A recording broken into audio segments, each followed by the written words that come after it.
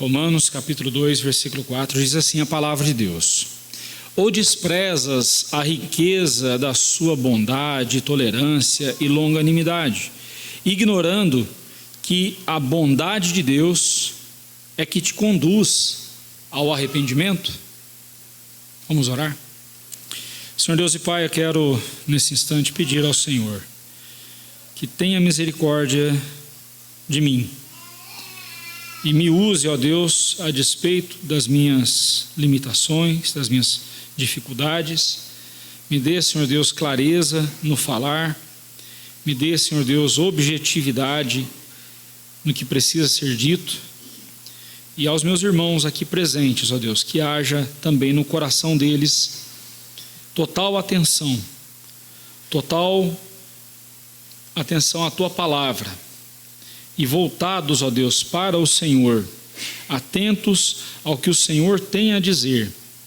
Que assim, ó Pai, cada um aqui seja alimentado, fortalecido e amparado pela Tua palavra. Cada um aqui tem a sua necessidade, cada um aqui tem as suas dificuldades. E eu peço ao Senhor, Pai, que contemple a cada um conforme a Tua bondade, Pai. E dê-nos atenção, não permita que nada desvie a nossa atenção da Tua palavra, quando agora o Senhor falará ao nosso coração por meio dela. Pedimos, em nome de Jesus. Amém.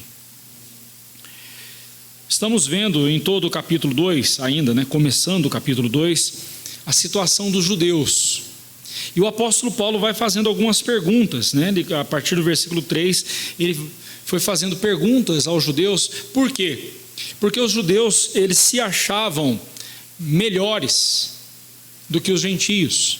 Olhando para a situação dos gentios, rebeldes, homens que deram as costas para Deus, apesar de Deus ter se revelado a eles através da sua criação, como nós vimos no capítulo 1, versículo 20. Os judeus se achavam melhores. E então, Paulo, agora no versículo 4, ele põe mais ênfase ainda na pergunta retórica que ele fez anteriormente. No versículo 13, ele fez a seguinte pergunta: tu, homem, que condenas os que praticam tais coisas e fazes as mesmas, pensas que te livrarás do juízo de Deus? Paulo, nós vimos no versículo 3, Paulo combatendo a hipocrisia dos judeus, que tanto se manifestava com falsidade como com moralismo.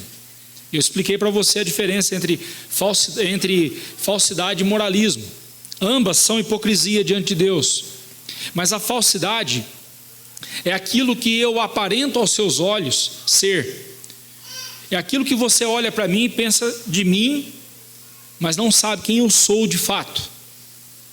Eu sou falso. Você olha para mim, me vê como um homem de Deus, um homem crente, mas no meu coração eu sou um homem perverso. Eu estou fingindo. É falsidade isso. Falsidade. Mas Deus vê essa minha falsidade. Deus conhece o meu coração, Ele sabe quem eu sou. Já o moralismo é uma hipocrisia que todo mundo vê. É aquele fumante com o cigarro nas mãos dizendo: não fume, faça o que eu mando, mas não faça o que eu faço. Fumar faz mal, mas eu estou com o cigarro nas minhas mãos. É o homem que é contra, fala mal ou ataca o adultério, mas ele mesmo vive no adultério. Ele condena coisas que ele mesmo pratica, e pratica essas coisas como se com ele essas coisas não fossem pecaminosas. Isso é moralismo. E diferentemente da falsidade, que só Deus consegue ver o coração da pessoa, o moralismo não. O moralismo todo mundo conhece, todo mundo vê, e olha para aquela pessoa e diz assim: se é para ser igual a esse fulano, eu nem quero saber de ser crente. Porque ele fala uma coisa e vive outra. É um moralista, e ninguém aguenta moralista, não é mesmo? Pessoa que arrota moralidade, mas vive na imoralidade. A pessoa que vive cuspindo legalismo sobre os outros, mas ele mesmo não vive debaixo dessa lei. Foi isso que o Senhor Jesus condenou os fariseus. Se vocês põem fardos pesados sobre os ombros das pessoas, mas vocês nem se atrevem a encostar o dedinho nesses fardos. Jesus está dizendo para eles o seguinte: vocês fazem as pessoas cumprirem coisas absurdas e vocês mesmos não fazem. Hipócritas. E nós devemos tomar cuidado, irmãos, porque isso não aconteceu só com os judeus, não. Pode acontecer conosco também. E o versículo 4, o apóstolo Paulo, ele intensifica ainda mais o seu argumento. Você tem aí uma conjunção coordenativa, né? Essa palavrinha ou, começando aí o versículo, é uma conjunção. Ela junta duas partes, ela junta o que vem antes com o que vem depois, ela junta as duas partes, e ela tanto pode ser uma alternativa como uma ratificação. Se ela fosse uma alternativa, seria assim, ou isso ou aquilo. Aquele poema da Cecília Meirelles, né? Ou isto ou aquilo, ou eu ponho a luva ou eu ponho o anel, né? É uma alternativa, você tem ali. São alternativas. Mas aqui ela não é uma alternativa. Essa palavrinha ou aqui, ela é uma ratificação. Paulo está dizendo o seguinte: o que ele disse no versículo 3, agora ele ratifica no versículo 4, dizendo: ou desprezas o quê?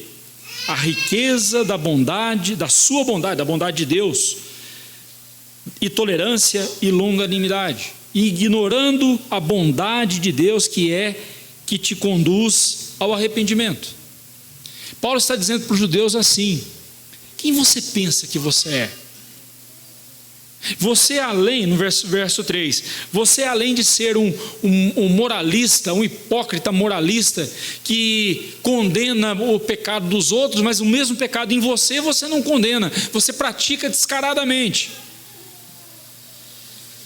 Você também despreza a riqueza da bondade, da tolerância e da longanimidade de Deus. Você está desprezando a riqueza de tudo isso. Então Paulo está colocando mais peso sobre os ombros deles, para que eles entendessem a gravidade do problema, a gravidade do pecado deles. Da mesma forma que ele fizera com os gentios, lá no capítulo 1, no versículo 20, mostrando ali a impiedade dos gentios, e ele disse que eles foram acumulando, né? Foram acumulando iniquidades cada vez piores. Eles começaram primeiramente dando as costas para Deus. Depois os gentios caíram na idolatria. E nessa idolatria eles foram piorando cada vez mais. Começaram adorando o homem, depois adorando aves, quadrúpedes e répteis, e foram só piorando cada vez mais na sua idolatria. E como não bastasse tudo isso, eles se entregam à promiscuidade das formas mais variadas. E aqui Paulo destaca o homossexualismo. Nós já vimos isso no capítulo 1. Mas agora, voltando-se para os judeus, ele fala: vocês não são nem um pouco diferentes. Vocês não são nem um pouco diferentes. Assim como os gentios detiveram a verdade pela injustiça e desprezaram o conhecimento de Deus, os judeus também desprezaram a riqueza da bondade, da sua bondade e tolerância e longanimidade. Por isso que Paulo diz: vocês cometeram os mesmos pecados. Vocês cometeram os mesmos pecados dos gentios.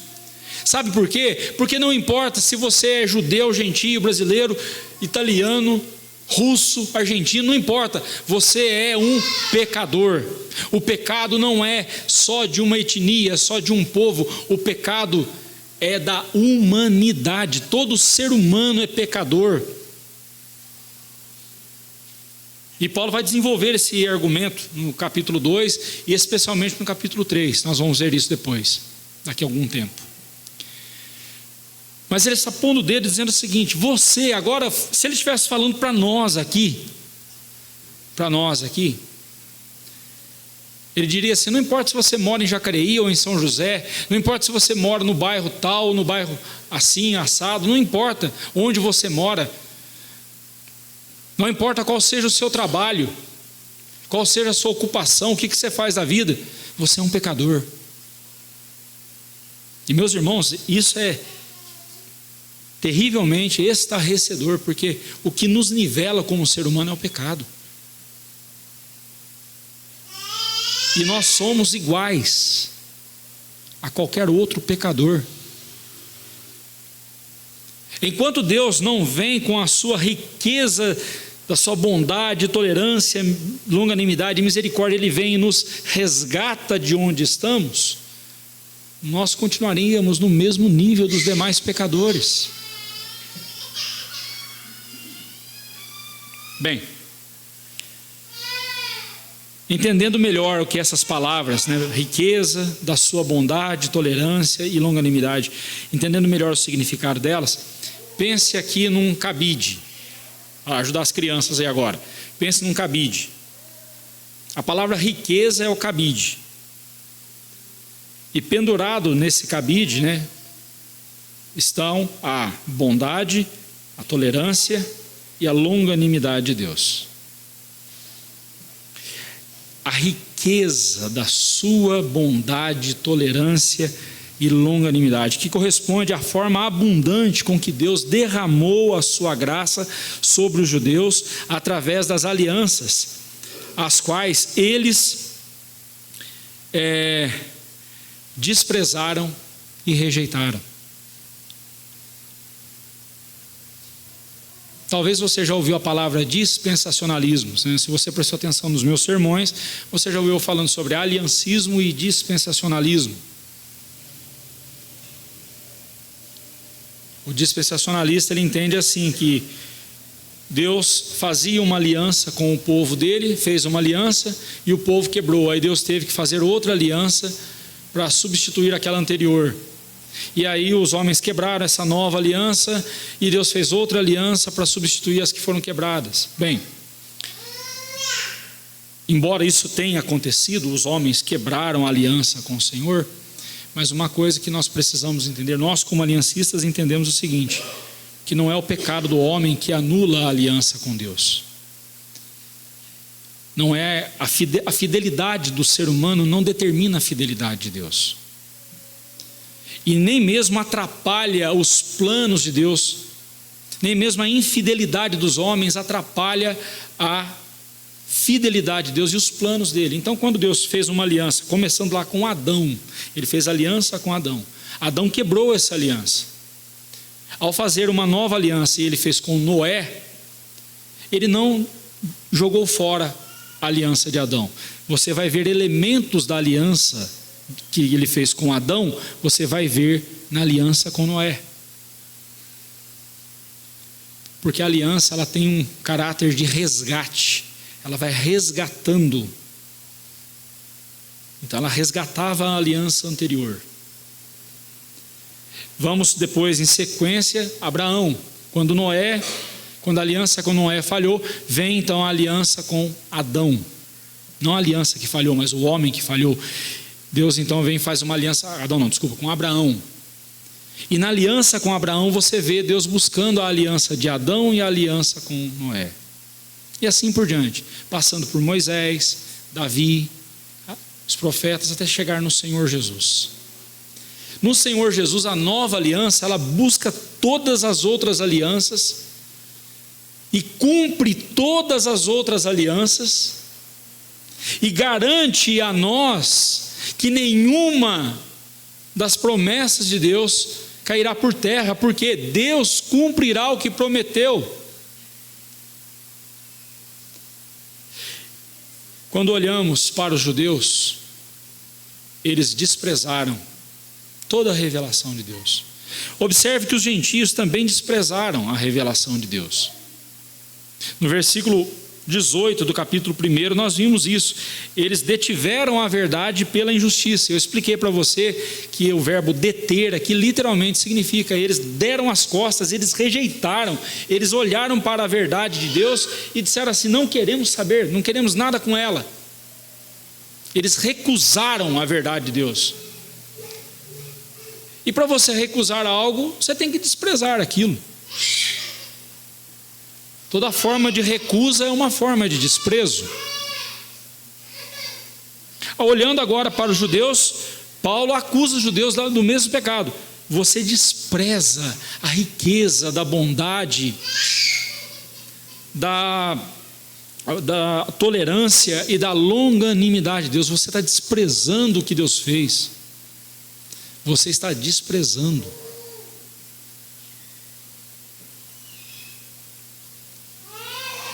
E aí nós vemos que a situação é bem mais complicada, porque outro contraste entre os gentios e os judeus aqui, é que os gentios, diante de seus olhos, eles tiveram a revelação de Deus na natureza. E eu mostrei para você lá no capítulo 1, versículo 20, que essa revelação de Deus, ela é parcial. A revelação na natureza, ela não me revela quem é Deus, ela me revela que existe um Deus, existe um ser poderoso que criou tudo isso, e só sendo um louco para negar essa verdade. Tudo isso que existe não é obra do acaso, não é obra de explosão, não é obra de evolução, isso aqui é obra da palavra de Deus, e disse Deus, haja luz e houve luz, e assim começou a criação. Isso tudo foi criado. Olhando para a natureza, o gentio sabe que existe alguém maior que criou tudo isso, mas o que ele fez? Deu as costas. E Paulo disse para nós, lá no capítulo 1, versículo 20, que só isso, só essa revelação de Deus, é mais do que suficiente para condenar os gentios, para condenar os ímpios. Eles não precisam negar a Bíblia, eles não precisam negar a palavra de Deus. O simples fato deles negarem a existência de Deus, o Criador, eles já são condenados por isso. Essa revelação é suficiente para mostrar que existe um Deus, mas não é suficiente para, ou melhor, já é suficiente para condenar o pecador. Só que os judeus, diferentemente dos gentios, eles tiveram uma revelação muito completa. Eles tiveram uma revelação muito mais ampla. Ao povo judeu, Deus se revelou pessoalmente, através dos seus profetas, através de indivíduos. Deus se revelou claramente a eles, através das alianças, através da sua lei, através das promessas. Os judeus tiveram uma revelação de Deus muito diferente da revelação que tiveram os gentios.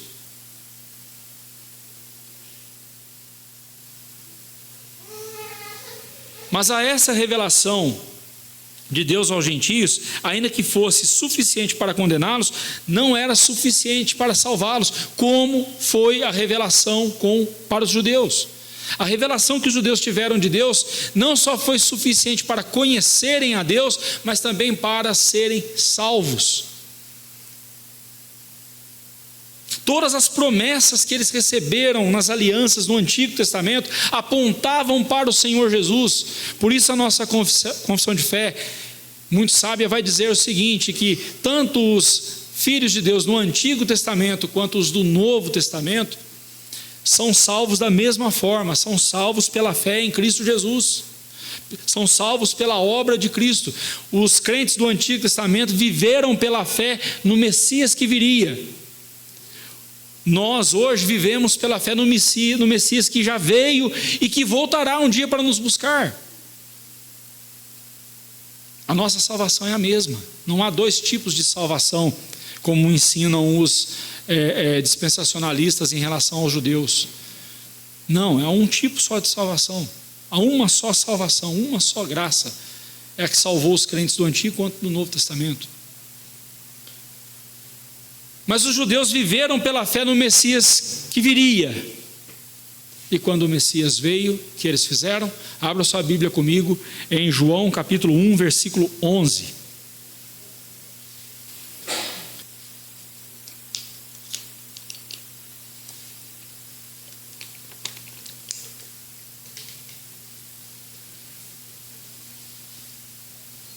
Vamos ler juntos? Veio para o que era seu e os seus não o receberam. Diante da palavra veio para você pode colocar aí a palavra povo, veio para o povo que era seu e o seu povo não o recebeu. Ele está falando aqui dos judeus. Os judeus não receberam Jesus. Quando aquele que cumpriria todas as promessas de Deus no Antigo Testamento veio, os judeus deram as costas para ele. Por isso, então, Paulo está colocando um peso ainda maior sobre os judeus. O próprio Senhor Jesus, lamentando sobre Jerusalém, ele falou: se em ti fossem feitos, ai de ti Betsaida, ai de ti Corazim, né? Não sobre Jerusalém, mas sobre essas duas cidades, Betsaida e Corazim. Ai de ti, se em ti fossem feitos os sinais que foram feitos em outros lugares. Outra vez ele chora sobre Jerusalém: Jerusalém, Jerusalém, que matas os seus profetas. Eu queria te acolher debaixo das minhas asas, como uma galinha acolhe seus pintinhos, mas o que você fez? Deu as costas. Os judeus passaram séculos, milênios esperando o Messias. Quando o Messias veio, eles o rejeitaram. E Paulo está justamente tocando nessa questão. Quando ele fala da bondade, da riqueza da bondade, tolerância e longanimidade de Deus, ele está falando da revelação de Deus em Cristo Jesus. Vocês tiveram tudo isso e deram as costas. Vocês tiveram toda essa revelação e desprezaram Jesus. Paulo está mostrando para eles que a bondade de Deus revelada em Jesus Cristo ficou tão evidente, tão explícita, bem diferente da revelação que os gentios tiveram, bem diferente. E mesmo assim os judeus a ignoraram, desprezaram, não deram qualquer valor e credibilidade ao Senhor Jesus. Justamente essa bondade de Deus revelada em Jesus Cristo é o único meio do pecador ser reconduzido à salvação, ou ser conduzido à salvação e ao arrependimento. É o que Paulo está dizendo aqui: ignorando que a bondade de Deus é que te conduz ao arrependimento. E eles deram as costas a tudo isso. A palavra arrependimento aqui significa mudança de mentalidade e se refere àquela transformação registrada em nossa consciência, através da qual, em nossa mente, sentimentos e vontade, nos voltamos do pecado para Deus. Então, isso é conversão, isso é arrependimento. Quando você quiser saber o que é arrependimento, arrependimento não é remorso. Porque remorso não muda nada. O remorso só faz você se penitenciar. Mas qual o problema disso, pastor? O problema é que quando eu me penitencio, eu estou dizendo que eu estou pagando e eu estou me resgatando. Esse é o problema.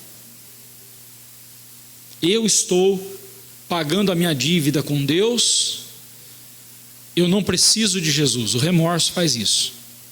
Por isso que nós vimos Judas Iscariotes, assim que ele negou Jesus e foi confrontado no seu pecado, tocado de remorso, ele foi e tirou a sua própria vida.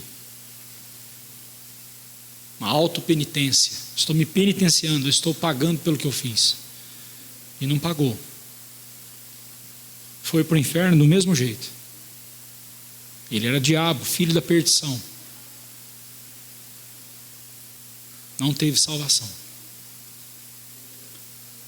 Então, cuidado para você não confundir o que você está sentindo, se é remorso ou se é arrependimento. Não confunda as coisas, porque o arrependimento genuíno, ele faz você mudar a sua mentalidade, a sua forma de pensar a respeito daquela coisa.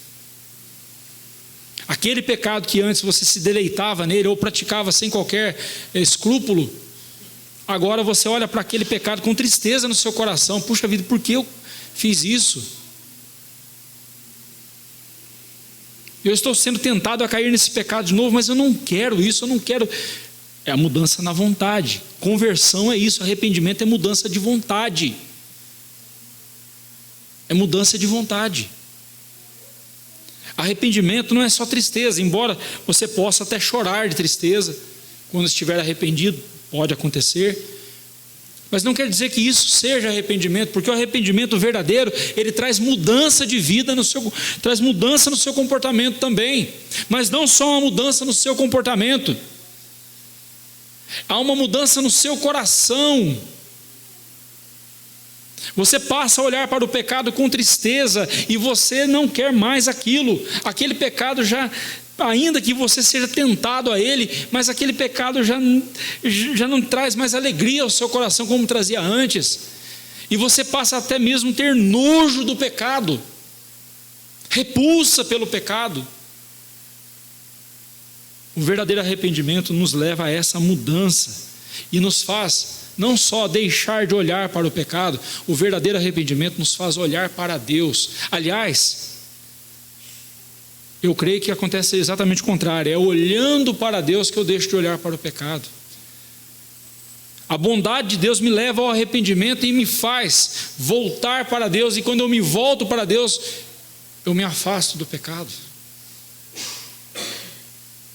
Porque não é a minha atitude de dar as costas para o pecado e de voltar-me para Deus que é arrependimento, é exatamente o contrário.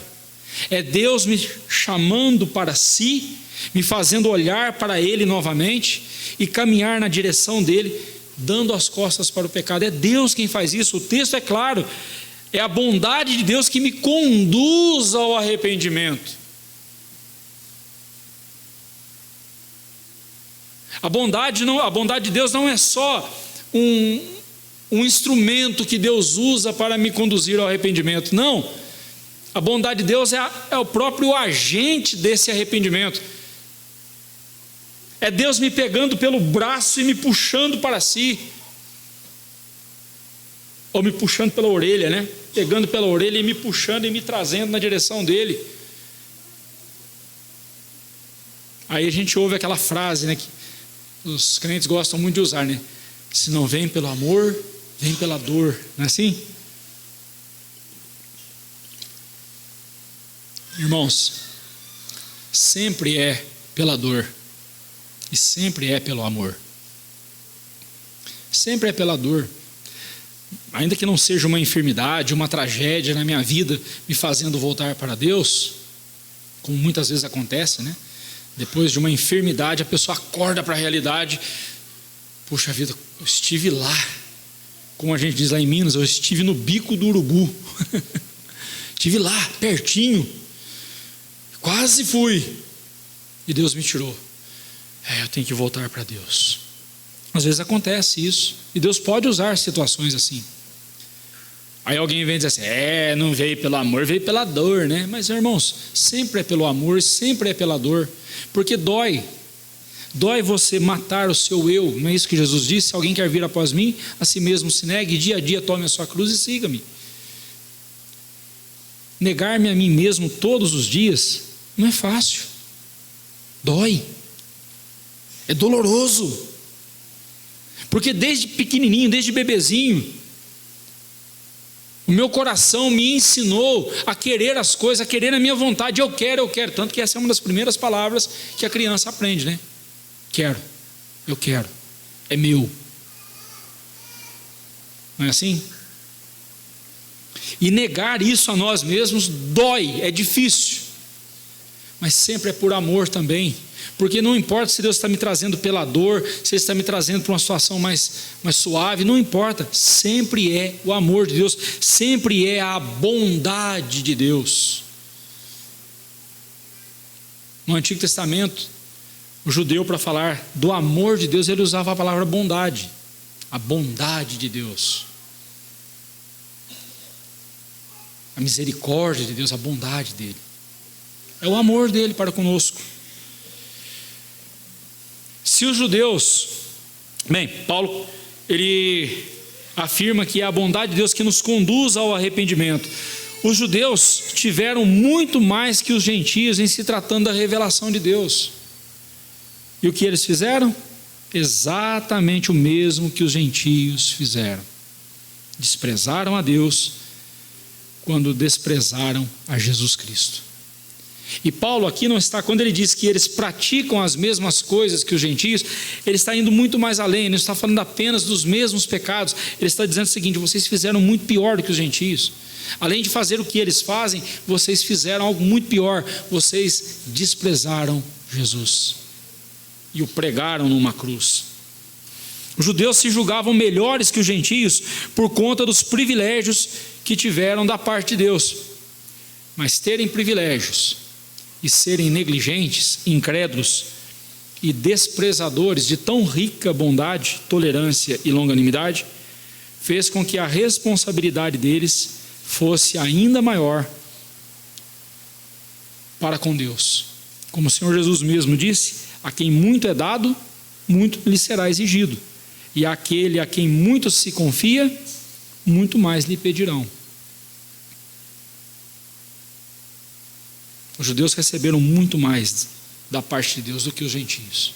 E o que eles fizeram? Desprezaram. E eu quero aqui aplicar para nós este versículo, trazer algumas aplicações para nós. Primeiramente, quando pensar na rebeldia dos judeus, quando nós pensarmos na rebeldia deles, mas que povinho miserável, né? Eles viram Jesus fazer milagres, eles viram Jesus, ouviram Jesus pregando, e eles deram as costas para Jesus. Que povinho miserável, né? Ou então a gente olha para o ímpio e diz assim: que pessoa maligna, que pessoa perversa, que gente má, não se volta para Deus, não se importa com as coisas de Deus, está envolvido em pecados absurdos. E a gente fica recriminando essas pessoas, né? Mas nós somos diferentes delas? Será que nós, como igreja, não agimos da mesma forma que os judeus agiram como povo de Deus? Será que também nós não agimos da mesma forma? Por isso que quando nós pensarmos na rebeldia dos judeus, diante da riqueza, da bondade, da tolerância de Deus, nós devemos olhar para nós mesmos e vermos a impiedade que ainda temos cometido contra Deus. Pois temos a revelação de Deus ainda maior, plena e definitiva, o Senhor Jesus, e mesmo assim damos as costas para Deus e vamos para o pecado. Muitas vezes escolhemos o pecado. Se os judeus estavam em vantagem em relação aos gentios, porque receberam uma revelação muito mais ampla e plena de Deus na pessoa de Jesus, estamos na mesma situação, irmãos. Nós também temos toda a revelação da palavra de Deus, temos a Bíblia em nossas mãos, temos toda a revelação de Deus para nós em Cristo Jesus, e muitas vezes escolhemos o pecado e damos as costas para Deus. Será que nós estamos numa condição diferente da dos judeus nesse sentido? Creio que não. Muitas vezes nós desprezamos Deus, desprezamos a bondade de Deus, a riqueza da bondade, da tolerância e da longanimidade de Deus. Deus é bom, Ele é tolerante, Ele é misericordioso, Ele é longânimo.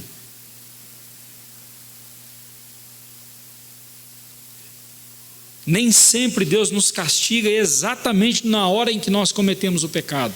Aliás, na maioria das vezes não é assim.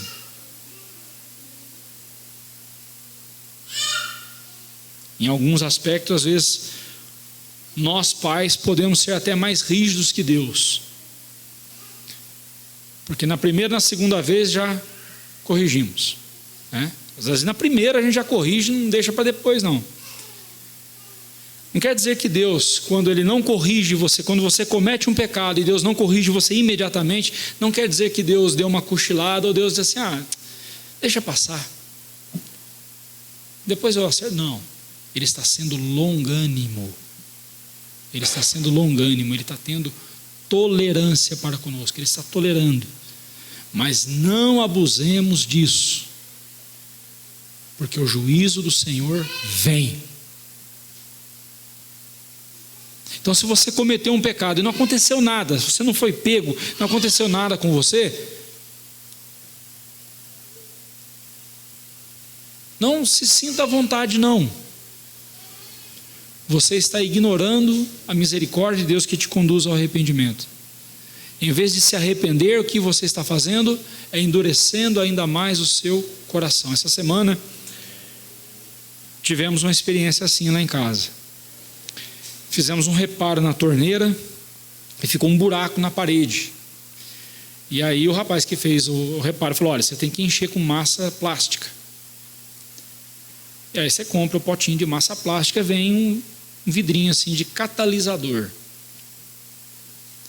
E você tem que pingar ali a quantidade certa, porque aquele catalisador ele endurece a massa plástica. E se você pôr demais, ele endurece rapidamente e você não consegue fazer o serviço. É um transtorno. Graças a Deus que a minha ajudante é esperta, estava ali do meu lado me ajudando ali, e a gente conseguiu tapar o buraco ali certinho. Ficou legalzinho. Bem, eu acho que ficou. Ela não reclamou. Acho que ficou bom. Mas ela me perguntou o que era aquele líquido. Esse aqui é um catalisador. É ele que vai endurecer a massa. O pecado funciona da mesma forma na nossa vida, na nossa consciência. Pense na sua consciência como se fosse essa massa. E o pecado é o catalisador. Quanto mais você vai permitindo o pecado cair ali e você não trata rapidamente do pecado, ele vai endurecendo a sua consciência. Ele vai endurecendo a sua consciência.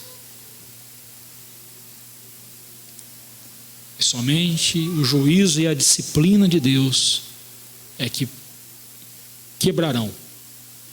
E aí nós vamos lá para o texto de Jeremias, capítulo 18, né? Nós temos ali o vaso no oleiro na mão, sendo feito pelo oleiro, e no capítulo seguinte você tem a botija sendo quebrada.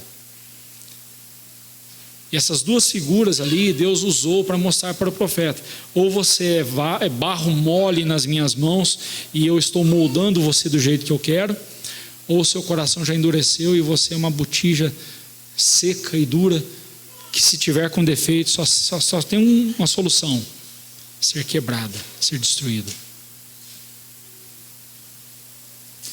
Não despreze a bondade de Deus. Não despreze a riqueza da bondade, da tolerância e da longanimidade de Deus. Se Ele não te corrigiu imediatamente, não quer dizer que Ele não vai te corrigir.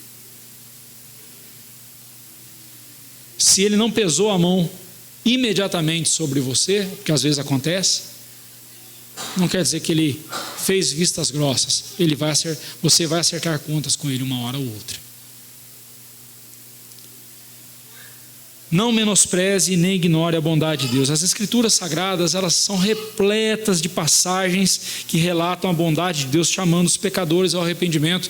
E eu vou encerrar aqui essa mensagem apenas com uma dessas passagens. Abra sua Bíblia comigo em Isaías capítulo 1, livro do profeta Isaías, capítulo 1, versículo 18 a 20.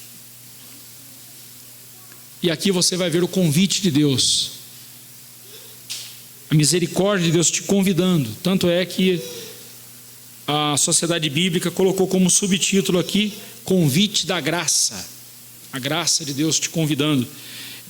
Isaías 1, 18 a 20. Vinde, pois, e arrazoemos, né? Vamos trocar aqui uma ideia, vamos conversar. Arrazoar é isso. Mostre-me as razões, mostre-me as suas razões, e eu mostrarei as minhas, diz o Senhor. Ainda que os vossos pecados sejam como a escarlata, eles se tornarão brancos como a neve. Ainda que sejam vermelhos como o carmesim, se tornarão como a lã alva, branca. Se procederes, se quiserdes e me ouvirdes, comereis o melhor desta terra. Mas se recusardes e fordes rebeldes, sereis devorados à espada, porque a boca do Senhor o disse. Não sou eu dizendo isso. Não é um ser humano prometendo isso, é Deus prometendo isso. O mesmo Deus, a mesma boca que te chama à graça, que te convida ao arrependimento, é a mesma que diz: se você recusar, eu te destruirei.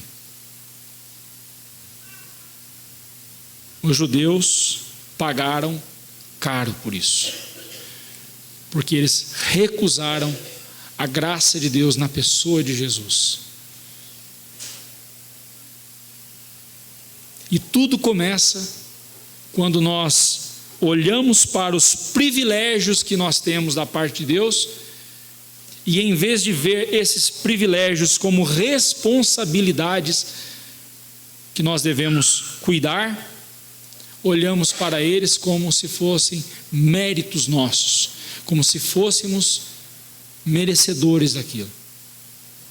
Os judeus receberam a revelação de Deus, e em vez de olhar para essa revelação com temor, com amor e fé, se julgaram melhores do que os gentios. O mesmo acontece com os crentes hoje. Olhamos para os ímpios lá fora e nos julgamos melhores do que eles. Mas o privilégio, ou os privilégios que nós temos em Cristo Jesus, mostram ainda mais a responsabilidade que pesa sobre os nossos ombros. E se Cristo hoje te chama ao arrependimento, não dê as costas. Não deixe o pecado endurecer ainda mais o seu coração. Clame a Deus. A bondade de Deus está lhe chamando, está lhe conduzindo ao arrependimento. Deus não só chama, Ele conduz, Ele segura e leva. Não faça como uma criança birrenta que o pai está puxando e ele está ali se arrastando no chão, né? Não faça isso. Atenda ao chamado de Deus com amor. Dê as costas para o pecado. Volte-se para Deus, que é rico em perdoar. E desfrute da graça de Deus na sua vida. Que Deus assim nos abençoe.